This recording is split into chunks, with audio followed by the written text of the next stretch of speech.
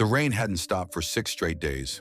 Out here, where the San Miguel River cut through red rock and pine, the world had turned to mud and thunder. The current ran wild and brown, roaring like something alive, dragging whole tree trunks and torn fence posts down its throat. The land itself seemed restless, testing every living thing that dared to stand upon it. Boone Carter rode along the ridgeline, his coat soaked through and his hat brim dripping.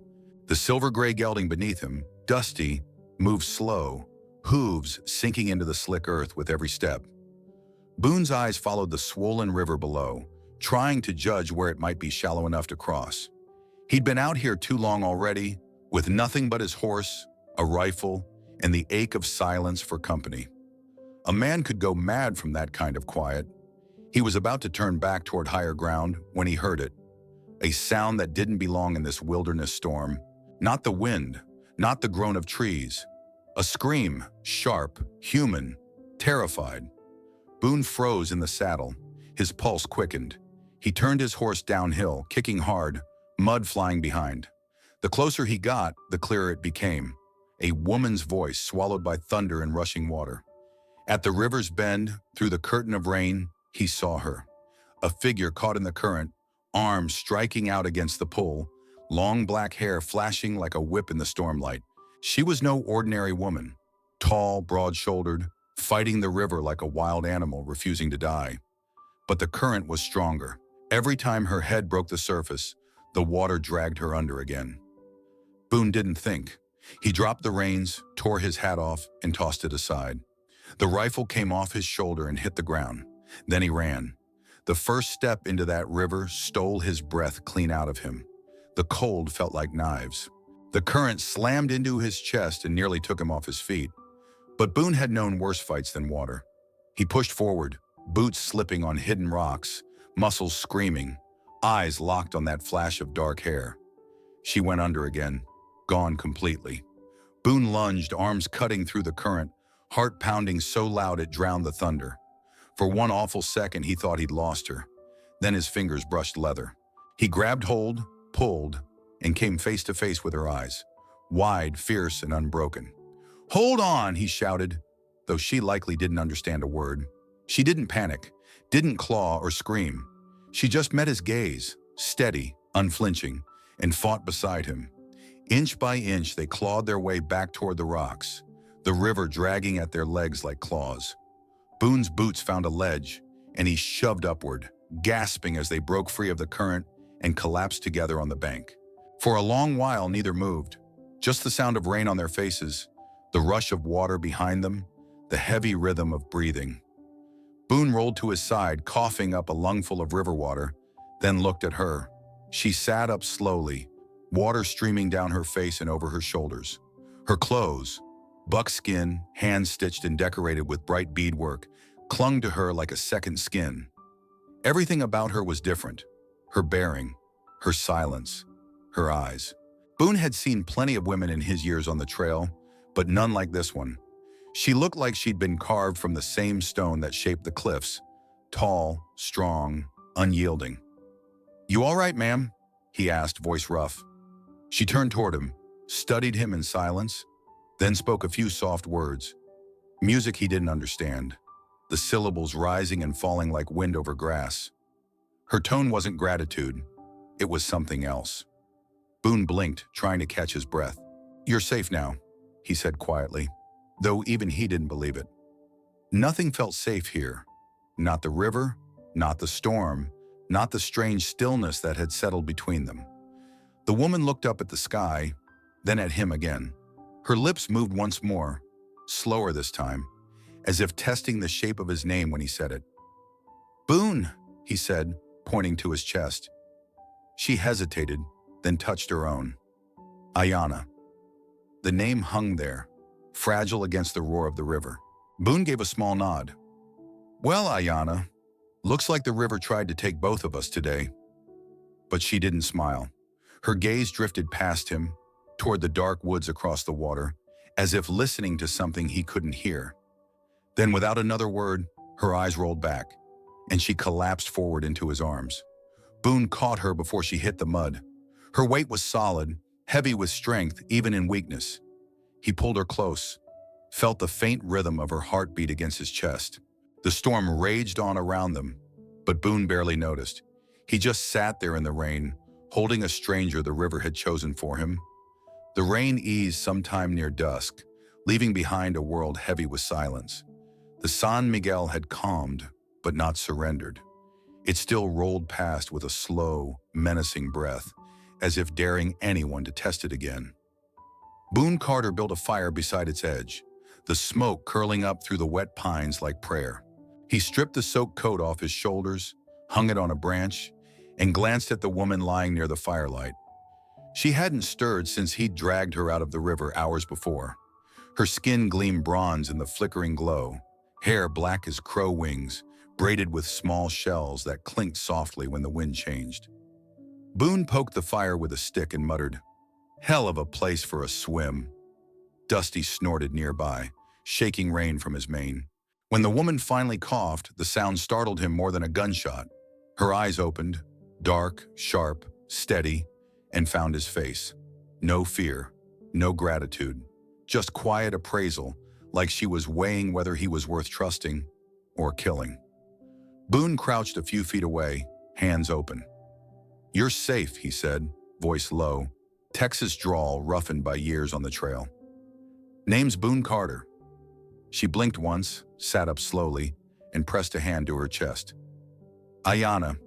The word rolled off her tongue like running water. Boone nodded. "Ayana, huh?" He tipped his hat toward her, though it was still dripping wet on a rock. "You from around here?" She said nothing, just watched the fire, then the forest beyond it. That's when Boone noticed the beadwork on her buckskin. The patterns were old, precise, made by someone who carried their story in every stitch. Apache craft, and not the common kind you found hanging from trader wagons. This was work meant for someone of standing. Boone exhaled softly. "Figures. I pull a river spirit out of the current." Ayana turned her gaze back to him. Even without a shared language, he felt her question. "Who are you, stranger?" To joke in the face of the river. He shifted closer to the fire, tossed another stick on. Sparks climbed into the damp air, popping like tiny gunshots. "Ain't much to tell," he said. "I ride, I fix fences, I keep moving. You can rest easy. I don't bite." Her expression didn't change. She took the piece of blanket he offered, but wrapped it around herself with soldier-like efficiency, eyes never leaving him.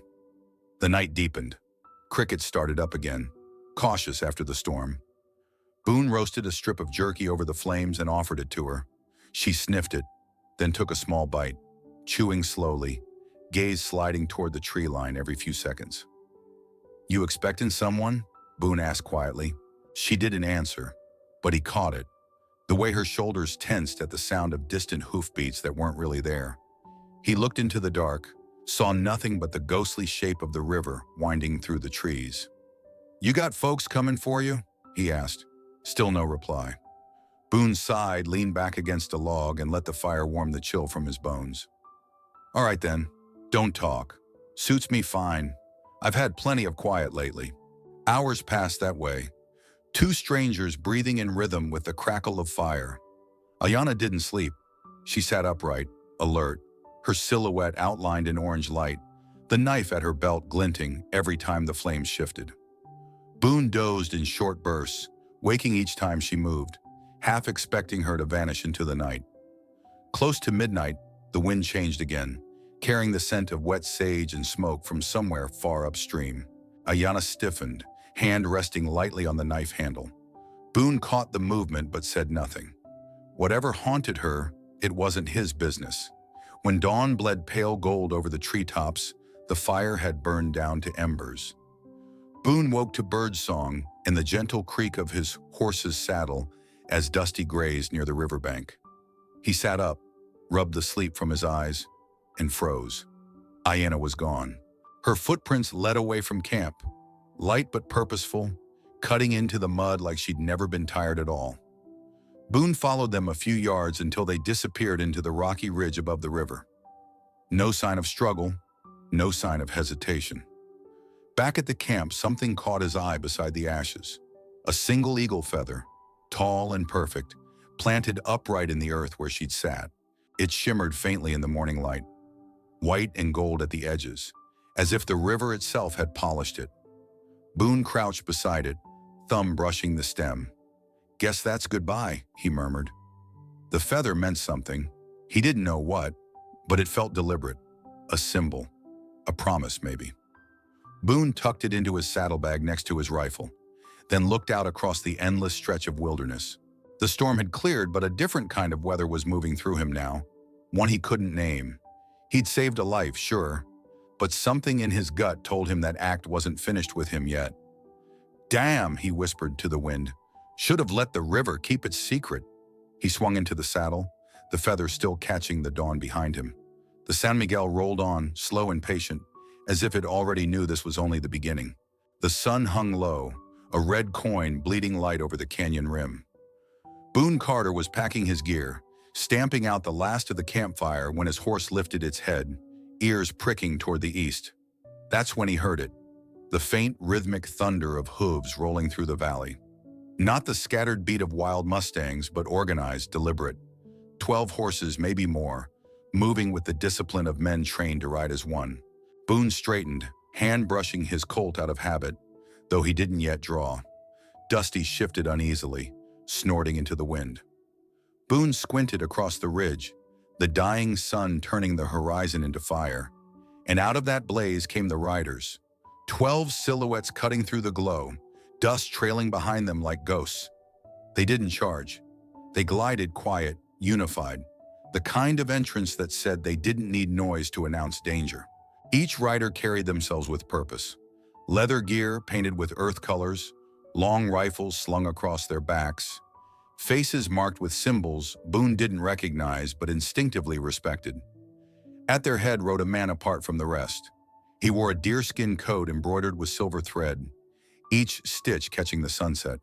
His hair was streaked with gray, but his posture spoke of strength not yet faded. When the wind caught his coat, Boone saw the pattern of a white eagle stitched across the chest. Wings spread wide, talons sharp. The riders slowed and fanned out, forming a half circle around Boone's small camp. Dusty sidestepped, uneasy.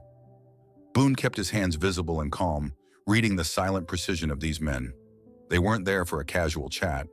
The leader dismounted in one fluid motion, his boots touching the earth as lightly as a shadow. He took a step forward, eyes fixed on Boone with a focus that cut straight through him. Then in perfect English, deep, measured, and resonant, he said, "You pulled my daughter from the river." Boone froze. He hadn't told a soul. No one had seen him. The only trace of her had been that feather beside the ashes. Yet this man spoke as if he'd been standing there the whole time. Boone's throat went dry.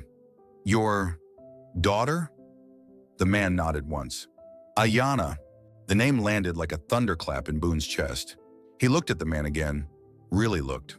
The scars across his knuckles, the lines around his eyes, the weight of authority that didn't need raising a voice to be felt. This wasn't a mere tribesman. This was a chief, a man used to command.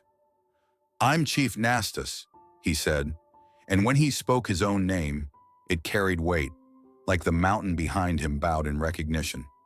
"Leader of the White Eagle people." Boone tipped his hat, cautious. "Well, Chief, she's alive. Stronger than most men I know, truth be told. She walked off before sunup." Nastas studied him in silence, eyes narrowing slightly. Then he nodded, more to himself than to Boone. "She would. My daughter was raised to trust the earth before trusting men." Boone didn't take offense. "Can't blame her. River nearly took her."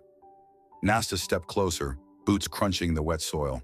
The circle of riders shifted slightly, tightening their formation. Not threatening, just attentive.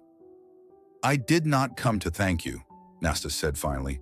His tone was neither warm nor cold. It was ritual, deliberate, ancient. "I came to repay what the river could not." Boone blinked, unsure if he'd heard right. "Repay?" "In our ways," the chief continued, "when one life is taken and returned, balance must be restored. What you did for my daughter creates a debt between us, one that cannot remain unpaid." Boone's instinct was to wave it off. "You don't owe me a damn thing, Chief.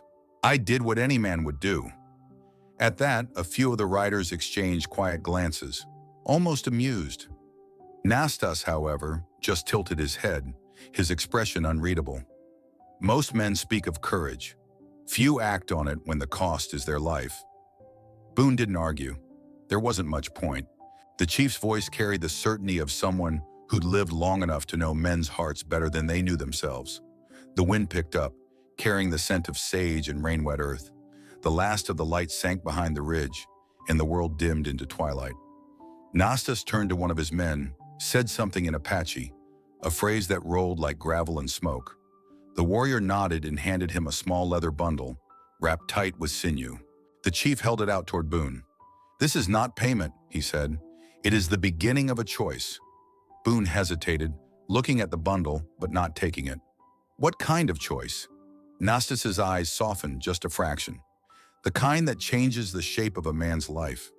Behind them, the other riders sat motionless, silhouettes against the fading firelight, waiting as if the night itself held its breath. Boone finally reached out, took the bundle, and felt the surprising weight of it. Metal inside, cool and solid. He didn't open it. When he looked up again, Nastas was already remounting his horse. The chief turned his head just enough for Boone to hear his parting words over the creak of leather and the whisper of hooves. "We ride at dawn," he said. "Meet us by the river. The debt of balance cannot wait forever."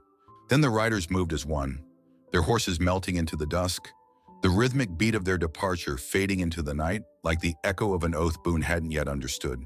He stood there a long while after they'd gone, the leather bundle heavy in his hand, the last light dying on the horizon. Whatever this debt was, Boone Carter knew one thing for sure. The river hadn't finished with him yet. Boone Carter waited by the river come morning, the leather bundle still heavy in his saddlebag. The air was cold, sharp with pine and mist rising off the San Miguel. He didn't know why he'd come, only that he couldn't stay away. The first light of dawn bled over the ridge, and with it came the sound of horses. 12 riders again, moving with that same quiet discipline. Chief Nastas led them, as if the mountain itself had taken human form. He dismounted without a word, his silver-threaded coat glinting in the pale light. Boone stood and tipped his hat, wary but respectful. Nastas gestured toward a fallen log near the water. "Sit," he said simply. They faced each other, the river whispering between them. For a while, the chief said nothing, just studied Boone the way a man might study a wild animal, before deciding whether to approach. Finally, he spoke. "In our ways," Nastas began, "when one life is pulled back from the edge, the world changes shape. The one who saves and the one who is saved become bound by what we call the debt of balance." Boone listened, his brow furrowed. "Bound? You mean like a promise?" Nastas nodded slowly. "More than a promise. A law of the earth itself. You touch the current of another's fate. That cannot be left unfinished." He reached into his saddlebag and withdrew a bundle wrapped in soft deerskin. Boone recognized it, the same one the chief had handed him the night before. Nastas unwrapped it carefully, and inside lay a medallion of silver, hand-forged, engraved with the wings of an eagle mid-flight. The metal caught the sunlight and threw it back in fractured brilliance. Boone whistled low. "That's fine work. You didn't have to." "This," Nastas interrupted, holding the medallion between two fingers, "is not a gift." His voice was deep, deliberate, carrying the weight of something old and unbending. "It is a promise. If you accept it, your life will never again belong only to you." Boone frowned, unsure whether to laugh or shiver. "What are you asking, Chief?" Nastas's gaze didn't waver. "To join us, to live as one of my people. You would have land, a place, protection, and a name that will be remembered." He paused, eyes narrowing slightly. "But you must also fight when the tribe fights. Stand when the tribe stands. Your life would be bound to ours." The words hit Boone harder than he expected. A man who'd spent most of his life alone wasn't used to hearing the word ours. He looked down at the medallion, the eagle catching the light again. "You're serious?" "My people do not speak of what we will not do," Nastas said. "The river gave you back to us. That is no small thing." Boone chuckled quietly, shaking his head. "I reckon I've been called a lot of things, but nobody's ever said I was a gift from a river." The chief didn't smile. "You may joke, But the river sees truth where men see chance. You are here for a reason, Boone Carter. You saved my daughter's life. That makes you part of a story larger than your own. Boone stared into the water, watching it twist and shimmer like liquid glass. He thought about Ayana, her eyes dark and sharp, even half drowned, the way she'd vanished without a word. "And if I say no?" Boone asked finally. Nastas didn't look offended. "Then you will ride away, and no man among us will stop you. But know this, when the world offers a man belonging and he turns away, the emptiness follows him wherever he goes." Boone rubbed the back of his neck, feeling the truth in the old man's words. "You make it sound like I don't got much of a choice." The chief met his eyes. "Choice always comes with cost. That is balance." For a long time, neither spoke. The sound of the river filled the space between them. Steady, eternal, indifferent. At last, Nastas wrapped the medallion back in its leather and placed it on the ground between them. "When the sun touches that ridge," he said, pointing to the west, "your answer will be your own. Take it, and you walk among us as brother. Leave it, and your path remains your own." He rose, tall and still as the pines, and motioned for his men. They mounted up without a sound, turning their horses toward the high trails. As they rode off, Boone noticed how not one of them looked back, not even the chief. When the last echo of hooves faded, Boone crouched and picked up the bundle. The silver eagle gleamed through the folds like a heartbeat. He turned it over in his hands, tracing the carved wings with his thumb. A strange calm settled over him, the kind that comes before a storm, or a decision that can't be undone. He glanced up at the ridge where the sun was rising, the first rays spilling down into the valley. "Damn you, Nastas," he muttered. "You talk like a preacher and think like a gambler." But he didn't put the medallion down. He just stood there by the river that had nearly killed him and now seemed to be calling him again. Not with danger this time, but with something heavier. Something that felt a lot like destiny. Night had fallen hard over the valley, and the San Miguel whispered through the dark like a restless thought. Boone Carter sat beside his campfire, the silver medallion turning slowly between his fingers. Its edges caught the flame and threw shards of light across his weathered hands. He couldn't sleep. The fire cracked and spat, the smell of pine pitch thick in the air. Boone had lived most of his years by such fires, under the open sky, with nothing but his horse for company. It was a life measured by miles and silence. He'd once called it freedom. Now, holding that medallion, he wasn't so sure. He thought of all those nights alone, the tin of beans gone cold before he finished it, the coyotes singing somewhere out in the Black Hills, the kind of loneliness that crept in and made a man forget the sound of his own voice. "Belonging somewhere," he muttered. The words sounded strange out loud, like something that belonged to someone else. The river moved beyond the firelight, steady and indifferent. Boone stared into it, half hoping for an answer that wouldn't come. That's when he heard the soft rhythm of footsteps behind him. Barefoot, careful, familiar. He didn't turn right away. He already knew. Ayana stepped from the trees, her silhouette framed by the glow. She wasn't dressed for travel this time, but in ceremonial buckskin trimmed with turquoise beads that shimmered like scattered stars. The firelight caught her face. Strong, beautiful, unreadable. Boone rose to his feet. "Didn't hear you ride in," he said quietly. "I walked," she replied. Her English was careful but clear, each word measured. They stood across from each other, the flames between them painting their shadows onto the rocks. The night around them was so still, it felt like even the river held its breath. Ayana's gaze dropped to the medallion in his hand. "You have not decided." Boone turned it over once more, silver gleaming against his calloused palm. "Seems like a big thing to decide for a man who's never belonged to anything but bad luck." She didn't smile. Instead, she stepped closer, the beads on her dress whispering like rain. "My father's offer is not about land," she said. "It is about who you choose to stand with when the storm comes." Her words hit deeper than he wanted to admit. Boone crouched, poking the fire with a stick to hide his face. "I've stood alone most my life. Keeps things simple." "Simple," Ayana echoed softly. "Or empty." He looked up, and for a moment her eyes met his, dark, alive, carrying the same fierce strength he'd seen in the river that day. "You think I belong among your people?" he asked. "I think," she said, "the river would not have spared you if you did not." Boone huffed a quiet laugh. "You talk like your old man." Ayana tilted her head.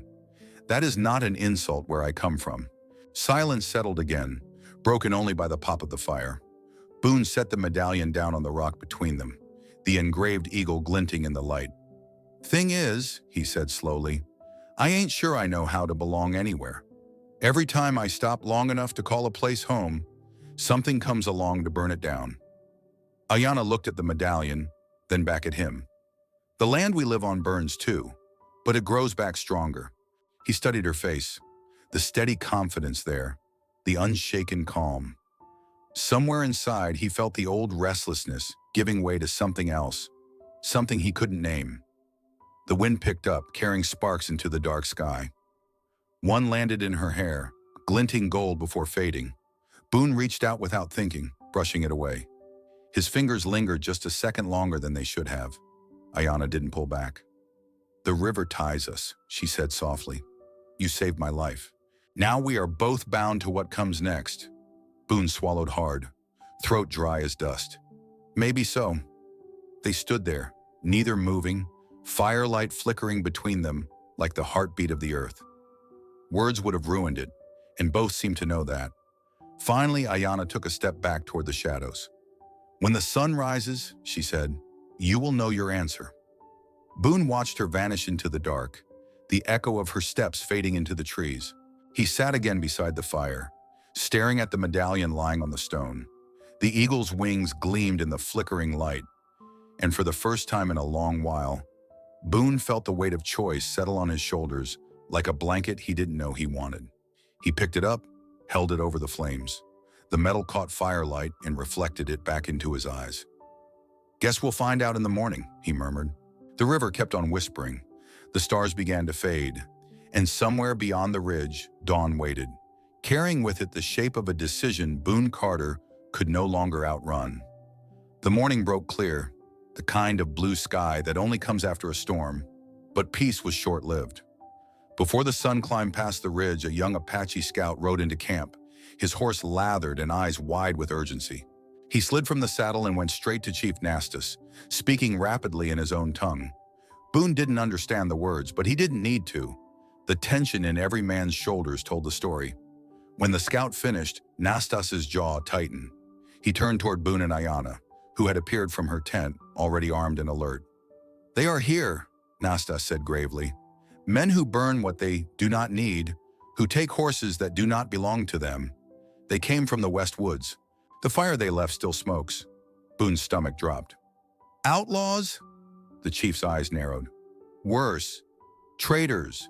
Drifters. Men chasing gold and whiskey instead of honor." He nodded toward Ayana. "These are the same men my daughter crossed the river to watch. The river nearly took her life for their sake." Ayana's gaze flicked toward Boone. "I told my father they would come back. Now they have." Boone pushed himself to his feet. "How many?" "Too many for a peaceful talk," Nastas replied. 12, maybe more. They ride with repeating rifles and no respect for boundaries." Boone stared into the distance where smoke smudged the horizon, a thin gray scar against the morning sky. He knew that kind of destruction. He'd seen it before in mining camps and trading towns, where greed ate the land faster than any flame. He turned back to the chief. "If I join you," he said, voice steady, "I'll ride with you, not behind." The men around them looked up, studying him. Boone stood tall, hat low, his hand resting easy on the rifle slung across his shoulder. There was no bravado in his tone, just certainty. Nastas's eyes softened with respect. "Then you will ride beside my daughter. She knows the ground. You know the mind of men like these. That is balance." Ayana gave a single nod, her expression unreadable. "We ride before noon," she said. "The fire spreads faster than words." "Took tea." Boone packed his saddle in silence, feeling the familiar weight of a choice he'd already made. The medallion hung from his neck, cold against his skin. Dusty pawed at the ground as if sensing the road ahead would not be kind. By midday, Boone and Ayana rode out together, followed by 2 scouts from the White Eagle tribe. The air smelled of ash. Birds had fled the hills. As they climbed toward the high ridge overlooking the western forest, Boone saw the damage. Blackened trunks, scorched grass, and the faint shimmer of heat still rising from the ground. Smoke curled lazily above the tree line. "Hell," Boone muttered. "They torched half the valley." Ayana didn't answer. Her eyes scanned the distance, her hand resting lightly on the bough slung across her back. Boone followed her gaze and spotted movement down in the clearing below.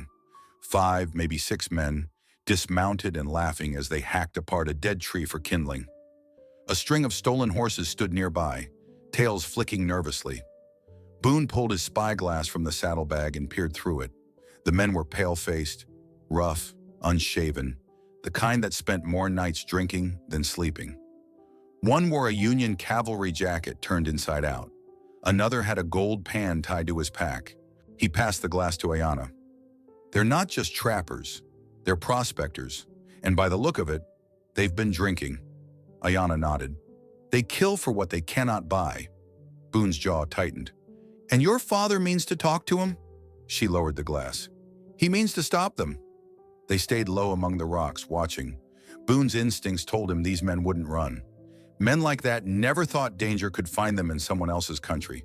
He studied the camp below, their rifles stacked carelessly, the bottles glinting near the fire. "If we can spook their horses, they'll scatter," he said quietly. "No need for blood." Ayana looked at him, her expression unreadable again. "And if they shoot first?" Boone met her gaze. "Then I won't miss twice." Her lips twitched, almost a smile, but not quite. "You think like a warrior," she said softly. He shook his head. "No, just a man who's seen what greed does when it's left to spread." They waited until the sun began to dip, the smoke turning orange in the fading light. Below them, the outlaws had started a new fire, laughing loud enough for the hills to hear. Boone glanced at Ayana. "You ready?" She drew an arrow, its tip gleaming in the light. "Always." He gave a low whistle to Dusty, and the horse shifted, ready to move. In that quiet before action, Boone felt it, the strange calm that comes when a man stops running from his purpose. The medallion on his chest warmed with the fire's reflection, the eagle's wings glinting as if alive.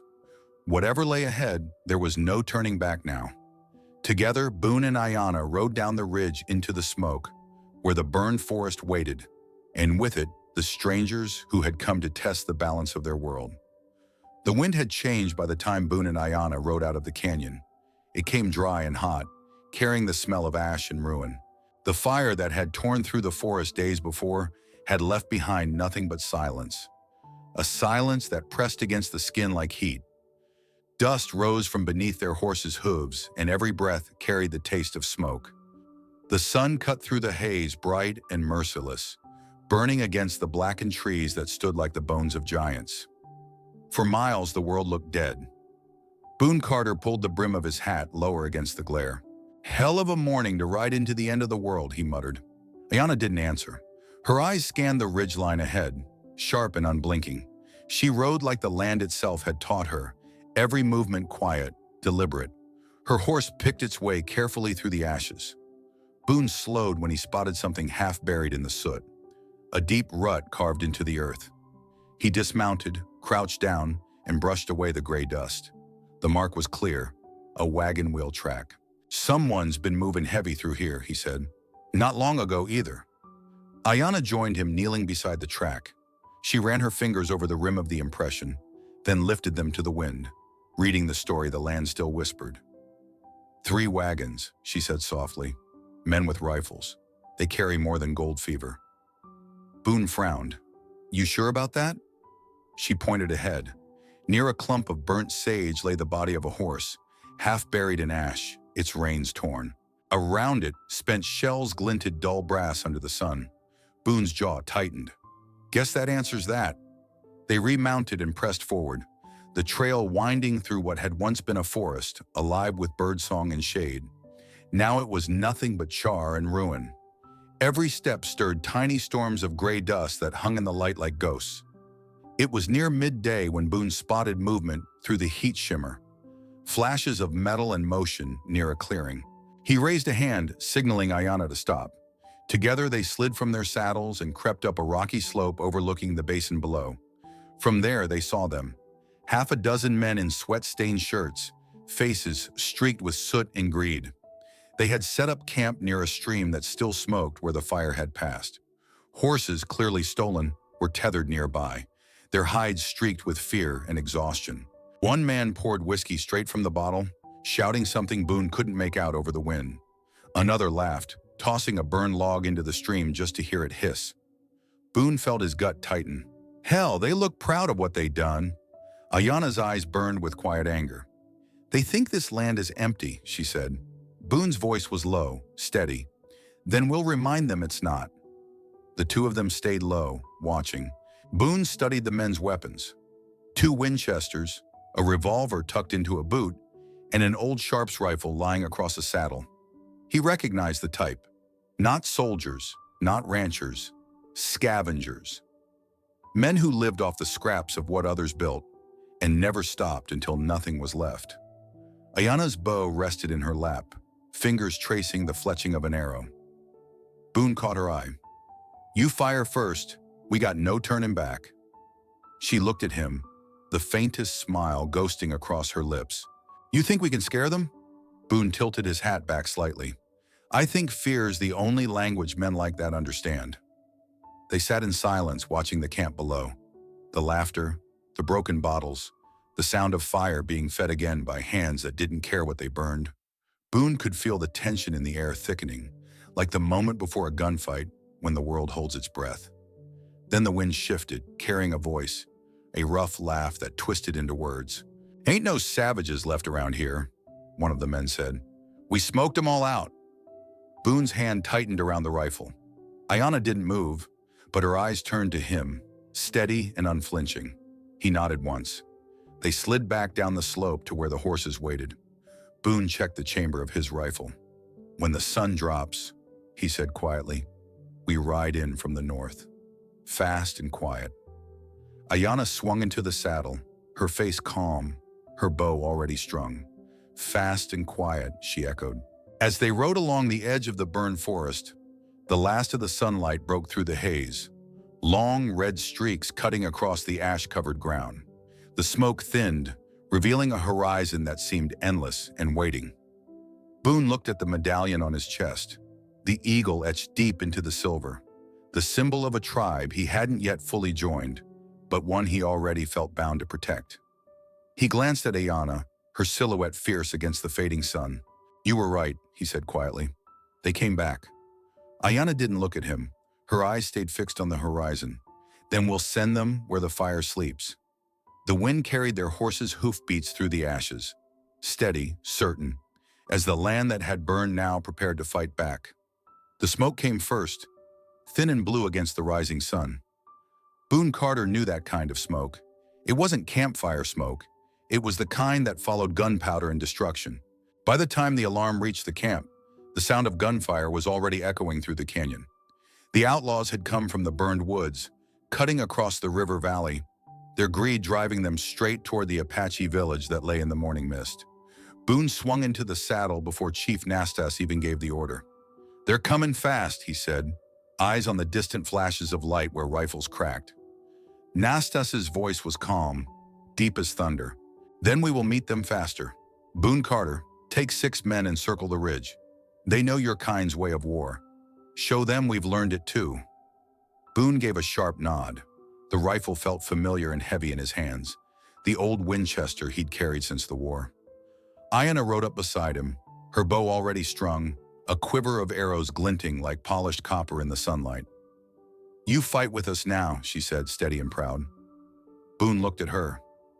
Ain't no place I'd rather be. But they split into small groups, disappearing into the folds of the land. The river ran low and fast, its surface flashing silver through the reeds. Boone guided his horse up the bluff overlooking the valley, his men moving silently behind. He could see the raiders now. 12 of them, just as the scout had said. They came in shouting, firing wildly, spooking the horses and setting torches to the edge of the camp. Boone recognized the arrogance in their movements. Men too sure of their strength, too blind to see they were already being surrounded. Boone raised his hand. Wait for it, he whispered. Down below, Ayana and a handful of Apache women and scouts hid among the trees, bows drawn. The wind shifted, carrying the scent of smoke and sweat. "Now," Boone said. The first arrow struck true, dropping the man in the lead. The second found a rifle arm, sending his shot high and useless. Boone fired next, the Winchester roaring once, twice, a clean rhythm that split the morning open. The raiders spun in confusion, some diving for cover, others turning to see shadows moving all around them. The battle was sudden, sharp, and merciless. Boone's men fired from the ridge, their bullets snapping through branches. The Apaches below moved like wind through grass, silent, swift, deadly. But the outlaws were desperate. A few broke through the defensive line, charging toward the center of camp where the elders had gathered. Boone saw one of them raise a pistol toward a tent, and Ayana moved to intercept. She fired first, her arrow driving through his shoulder. He fell, but another man took his place, lifting a rifle toward her. "Ayana!" Boone shouted. He didn't think. He just ran. He dove from the ridge, sliding down the rocky slope, rifle clutched tight. The crack of a gunshot tore through the air. Ayana staggered backward, and Boone fired before the sound had even faded. The outlaw dropped where he stood. Boone reached Ayana's side just as she stumbled, clutching her arm. Blood streaked down her sleeve. "You all right?" he said, pulling her behind a fallen log. Her breath came quick, but her eyes stayed clear. "You again," she whispered, a faint wry smile touching her lips. "Always the river, always pulling me back." Boone tore a strip from his shirt, tying it around her wound. "You ain't dying on my watch," he said. From the hill, Nastas' war cry echoed, deep and commanding. The Apache warriors surged forward in unison. Boone rose to his knees, firing into the chaos, covering their advance. The outlaws began to break, their courage burning away like kindling. One tried to run for his horse. Boone dropped him before he made it 10 yards. Another stumbled into the river, the current carrying his body downstream. When the last shot faded, all that remained was the sound of the river and the ragged breath of survivors. The air stank of gunpowder and wet earth. Ayana sat beside the water, her hand pressed to her bandaged arm. Boone joined her, the Winchester resting across his knees. The valley was quiet now, smoke rising in lazy curls from the burned grass, sunlight spilling over the riverbank. The tribe moved through the wreckage, gathering arrows, tending to the wounded. Boone looked at Ayana. "They're gone," he said softly. She nodded, her eyes reflecting the morning light. "For now, but the land remembers." He followed her gaze upriver, where the water flowed past stones darkened with ash. The medallion on his chest caught the light again, the silver eagle shining through the smoke. For the first time, Boone understood what Nastas had meant by balance. The land had taken, the land had given back. And as the first true light of dawn reached them, Boone Carter, once a wanderer, once a stranger, felt for the first time in his life that he stood exactly where he was meant to be. The smoke of battle had long drifted away, carried off by the morning wind. Now the valley was quiet again, too quiet, almost sacred. The San Miguel flowed calm and silver under the rising sun, as if the river itself had chosen to forget what it had witnessed. Boone Carter stood on the open clearing beside the water, boots planted firm in the soft earth. Around him, the Apache people gathered in a wide circle, warriors, elders, women, children, all dressed in their finest beadwork and feathers, faces painted in red, white, and black. The smell of sage and cedar filled the air, drifting upward from the ceremonial fires. Chief Nastas stood in the center, tall and still, the morning light turning his silver-threaded coat into gold. In his hands, wrapped carefully in deerskin, was the medallion Boone had carried into battle, the silver eagle now cleaned of blood and ash. Ayana stood just to the chief's right, her wounded arm bound but her posture proud. When Boone looked at her, she didn't smile. She just held his gaze, steady and unshaken, the way the river had looked that first day, wild, alive, unyielding. Nastas raised a hand, and the circle fell silent. "This is the binding of two spirits," he said in that deep, resonant voice that could carry across a canyon. "It is done when one from the outside steps into our circle. Not as a guest, not as a stranger, but as blood and bone of this tribe." Boone felt every eye on him. The air seemed to hum with the weight of what was about to happen. Nastas turned to face him. "Boone Carter," he said, the words slow and deliberate. "You entered the river alone, but you came out with a family." The words hit Boone harder than any bullet ever had. He'd heard many speeches in his life, sergeants barking orders, preachers shouting promises, but none that had carried the quiet truth of that simple sentence. Nastas stepped closer, holding up the medallion. The engraved eagle caught the light, its wings gleaming like fire. "This silver was forged long ago," he said, "each feather carved by hand. It belonged to a man who once saved a child from the flames. Today it belongs to the man who saved my daughter from the river." He placed the medallion around Boone's neck. The metal felt warm against his skin, as though it carried a heartbeat of its own. Then the chief drew a mark across Boone's cheek with white ash and red clay, the colors of the eagle and the earth. "From this day," Nastas said, "you are known to the White Eagle people as Taza Hotan, the man who balances the river." A murmur spread through the crowd, soft at first, then rising like a wave. Warriors struck their spears into the ground, and children laughed, their voices bright and echoing against the cliffs. Ayana stepped forward and tied a single eagle feather into Boone's hatband. "Now," she said quietly, "you wear our sky." Boone didn't know what to say. His throat was tight, and his chest felt heavy in a way that had nothing to do with battle or blood. All his life he drifted, ranch to ranch, town to town, chasing work, whiskey, and sometimes just the horizon itself. He'd never had roots, never had anyone waiting for him at the end of a trail. But now, standing here beneath the open sky, surrounded by people who had every reason to mistrust him, yet chose to claim him as their own, he felt something new, belonging. For a long moment, he couldn't move. Then slowly, he removed his hat and bowed his head. The gesture came from somewhere deeper than habit. The tribe answered not with silence, but with a roar, a chorus of voices rising in one unified cry, echoing through the valley and across the river. It was not a sound of victory or pride. It was the sound of acceptance. Ayana placed her hand lightly on Boone's arm. Her touch was steady, grounding. "You are one of us now," she said softly, "not because of blood, but because you chose to stand."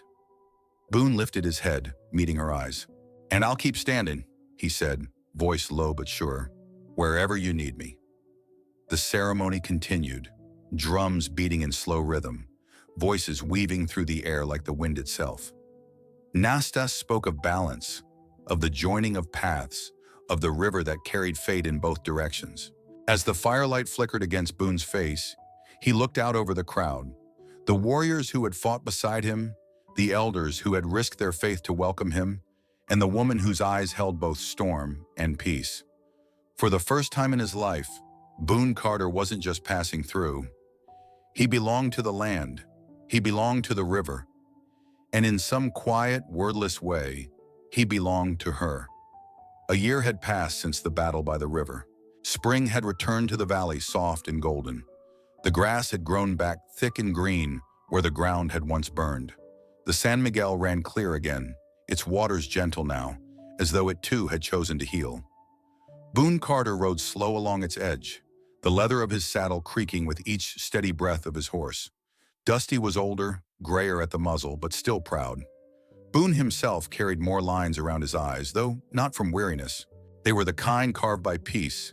Beside him rode Ayana, straight-backed and calm, her braids shining dark against the morning light. She wore a beaded sash, the colors of her people, and Boone wore the silver medallion of the eagle across his chest, the same one Chief Nastas had placed on him during the binding of two spirits. The drums could be heard in the distance, faint but steady. Somewhere behind them, the White Eagle tribe was gathering for the spring dance, a celebration of new beginnings. But Boone and Ayana had chosen to ride ahead, to visit the place where everything had begun. When they reached the river bend, Boone slowed and dismounted. The same place, the same curve in the water where the current once tried to take her life, and almost took his in return. Ayana stopped beside him, her gaze softening. "The river's calm today," she said quietly. Boone smiled faintly. "Yeah, almost like it remembers it owes us a break." He knelt and ran a hand through the cold water. It shimmered over his fingers, clear as glass. "Funny thing, that river," he said after a moment. "Took me losing everything to find where I belong." Ayana dismounted and joined him, the wind lifting a few strands of her hair. "The river remembers who's brave enough to cross it," she said. Boone looked at her, really looked, and for a long while neither of them spoke. The current rolled between them, soft, eternal. He thought back to who he'd been that first day. A drifter with nothing but a rifle and a horse. A man running from ghosts. Now he stood here wearing the mark of a people who had made him one of their own. "The chief was right," Boone said at last. "You go into that water alone, but you come out with something bigger than yourself." Ayana smiled. Small, quiet, but warm as sunrise. "You came out with a family," she said. Boone nodded. "And a damn fine teacher." She arched an eyebrow, amused. "Teacher?" He grinned. "Taught me how to listen to a land that don't speak English." She laughed softly, the sound carrying over the river like a breeze through leaves. A hawk circled high above them, tracing slow spirals in the bright sky. Boone watched it for a while, the medallion at his chest catching the light. The silver eagle gleamed as if alive, its wings reflecting the shimmer of the moving water. He turned to Ayana. "You ever think about what's next?" She tilted her head. "Next?" "Yeah," he said, looking upriver, where the sunlight turned the water to gold. "Where the trail goes from here." Ayana followed his gaze. "The river keeps moving," she said. "So do we." Boone chuckled, a low, contented sound. "You talk like your old man again." She shrugged lightly. "Maybe wisdom runs in rivers, not blood." The two of them stood side by side, the sound of the drums rising faintly behind them. The beat was steady, ancient, like the pulse of the land itself. Boone adjusted his hat, then swung into the saddle. "Come on," he said, offering a hand to Ayana. "Sun's getting low. We'll be late for the dance." She took his hand and climbed up behind him, her arms resting lightly around his waist. The horse started forward, hooves splashing through the shallow edge of the water, before finding the trail that wound west along the riverbank. The wind carried the scent of sage and rain. Ahead of them, the horizon burned orange and red, the sun sinking behind the mesas like a great, slow ember. Boone turned once to look back, the river shining behind them, winding through the land like a memory that would never fade. Ayana leaned close, her voice barely above a whisper. "The river remembers," she said. Boone smiled. "Then I reckon we better give it something worth remembering." The two riders moved on, silhouettes against the glowing sky. The medallion on Boone's chest caught the last light of day, flashing once, bright, pure, alive, before the dusk swallowed it whole. And as the drums echoed across the valley, a single line lingered in the quiet, as if spoken by the land itself. "Sometimes the river doesn't drown you. It carries you where you're meant to be."